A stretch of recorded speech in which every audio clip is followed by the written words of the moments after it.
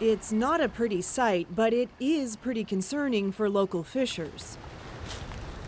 Troy Doucette is taking me to the site of the massive fish kill on the Tusket River. And you can smell it. And you can smell it's obvious.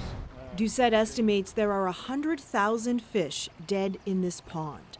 When I seen the fish, I was shocked. It was unbelievable, really. It's just downriver from Nova Scotia Power's hydroelectric dam. The utility is required to create a way for the fish to get beyond the dam. A fish ladder like this one does the trick, but the one near the dead gaspereau is meant for salmon. Doucette says the gaspereau had to look for another way upstream. They got over a bank and into this pond during an unusually high tide. When the water receded, they were trapped. So why do we still have a fish ladder that will only pass salmon? Have you been given any explanation as to why that is? Not one.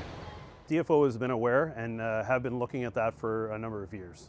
Fisheries and Oceans acknowledges the fish ladder is not adequate for all species, but doesn't explain why nothing has been done about it. And Nova Scotia Power and other proponents are responsible for ensuring fish passage at their facilities. We're required to follow the requirements of our regulator, and so look to DFO for direction if adjustments are required.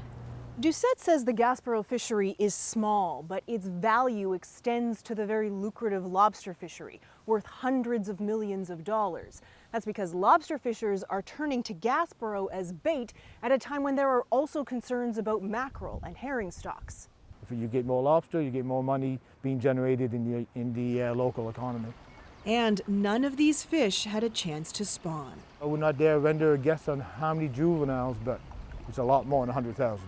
That means the real impact of this loss might not be known for several years. Kayla Hounsell, CBC News, Tusket Falls, Nova Scotia.